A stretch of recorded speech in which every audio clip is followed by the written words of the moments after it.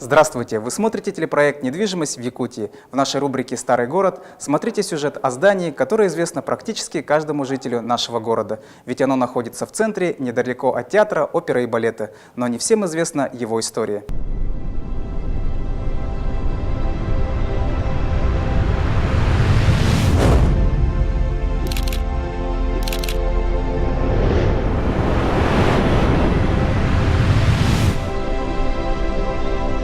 Троицкий кафедральный собор – второе каменное здание в Якутске. Сейчас собор является старейшим зданием Республики Саха-Якутия. О его истории нам рассказала Светлана Викторовна Белолюбская, член Союза архитекторов СССР, Якутии и Российской Федерации, почетный архитектор Республики Саха-Якутия. История его строительства, она удивительна. Связано это было с большим пожаром в Якутском остроге.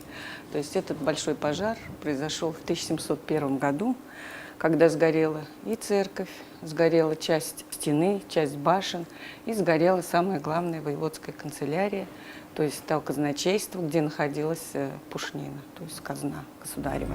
В связи с этим по указу Петра I было разрешено строительство первого каменного здания в городе. Это здание воеводской канцелярии, которого на данный момент уже не существует. Строительство канцелярии было начато в 1701 году. А в 1708 году начали строить Троицкий собор. У Петрова Пантелеймона Пантелеймоновича, историка нашего известного города Якутска, который вот выпустил книгу «Города Якутские православные храмы». У него во 2 главе «Каменные храмы» написано, что для строительства вот этого первого каменного здания были отправлены мастера сибирские, каменных дел мастера Алексей Иванов-Турна и Иван Денисов-Сметка, которые строили в Тобольске и в том числе Софийский собор. Поэтому мы можем, точно нам неизвестно, но можем предположить, что именно они продолжили каменное строительство и начали строить вот как раз Троицкий собор.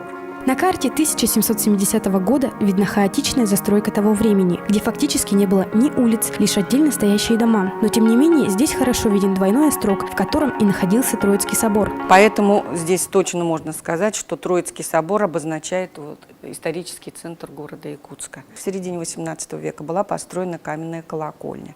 То есть, если восстановить вот весь этот комплекс, собор, воеводская канцелярия, колокольня, то мы тогда будем иметь вот очень интересный такой вот исторический комплекс вот этих зданий. Вот здесь хорошо видно, как они смотрятся. На основании уже архивных исторических источников можем предположить, что первоначально он был вот такой вот кубообразный центрический объем, довольно высокий. Его внутреннее пространство состояло около 9 на 9 квадратных метров.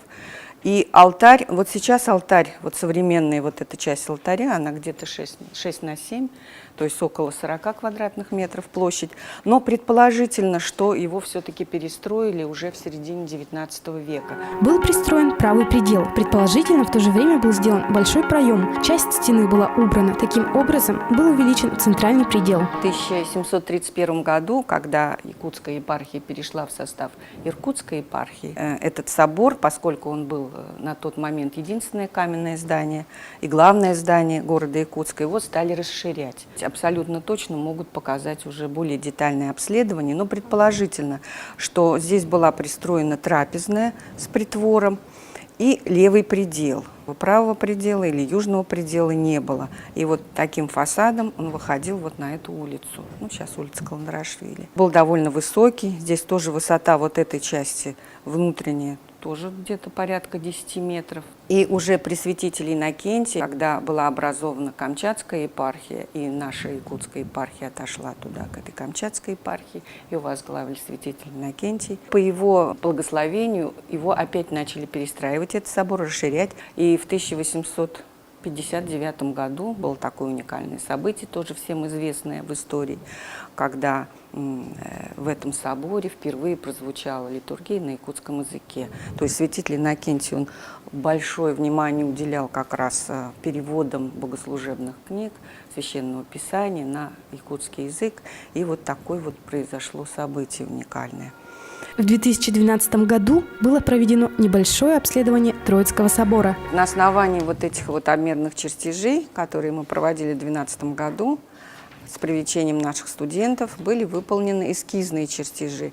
Здесь самая главная задача была среди вот этого, здесь вот не представлен этот чертеж, среди вот этого современного плана, где очень много мелких помещений, где вот тут везде коридорчики, лестницы и так далее, найти вот эту вот старинную структуру. То есть фактически не имея доступа непосредственно к стенам, все-таки выявить структуру этого собора. И таким образом вот мы сделали эскизный проект. Но здесь хочется сказать, что стены сохранились все полностью. То есть фактически в советское время были снесены только завершения храма. То есть здесь были снесены вот эти вот все, вот даже вот этот центральный купол сохранился. Были барабаны, главки, вот это вот все было разрушено. А все стены, то есть все капитальные сооружения, они сохранены. Поэтому здесь, конечно, с точки зрения сохранности памятника архитектуры, можно сказать, что тут 80% стен. Поэтому он, конечно, подлинный. Попытались сделать вот в программе 3D, то есть вот такая вот компьютерная графика, где можно с разных ракурсов посмотреть, как будет выглядеть вот этот объем. Ну и постарались вот это восстановить, как бы вот этот комплекс. И, конечно, он открывался, сейчас у нас площадь Дружбы, конечно, было бы замечательно открыть это здание, но что потребовало бы сноса стоящего вот здесь вот, в настоящее время. Вот здесь стоит жилой дом угловой такой, да, который как раз закрывает здание собора и вот колокольни. И если бы удалось открыть, а вот смотрите, он по оси проспекта Ленина, прямо на оси находится эта колокольня, то есть вот эта вот интересная вертикаль, если бы удалось открыть вот этот вот комплекс, этот памятник, это было бы очень красивое историческое место, которое привлекало бы наших гостей, самих горожан, гостей, туристов, потому что это историческая часть города. И мы вот с нетерпением ждем, когда у нас будет возможность освободить это здание от слоя штукатурки, и тогда много секретов, конечно, будет открыто.